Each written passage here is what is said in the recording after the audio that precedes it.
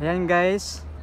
So iniikot muna nila yung Sitio Kapihan. Tinitingnan nila kasi first time rin nilang makapunta rito.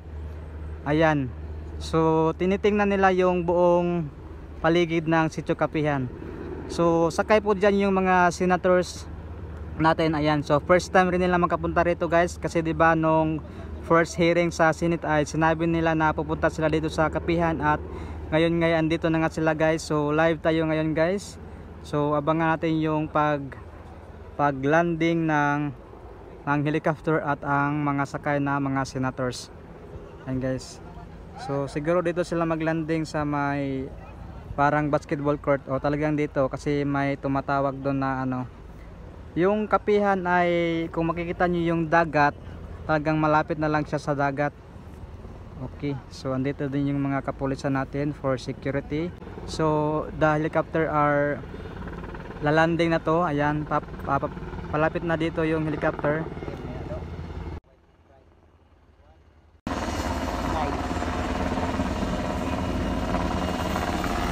Ayan guys.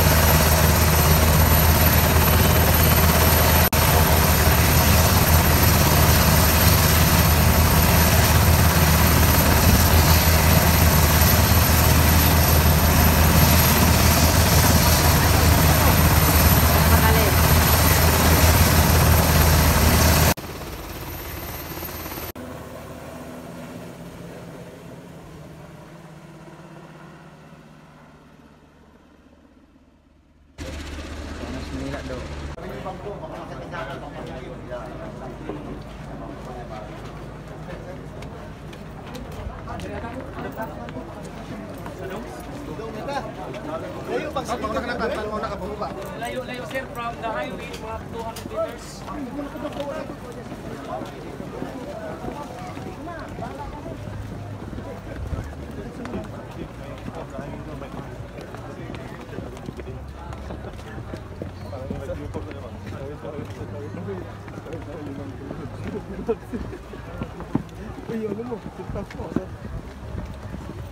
So lumabas na si Senator Bato, papunta ngayon din sa gymnasium na dito sa Sitio Kapihan, kasi meron silang welcome party na gagawin, welcome presentation I mean.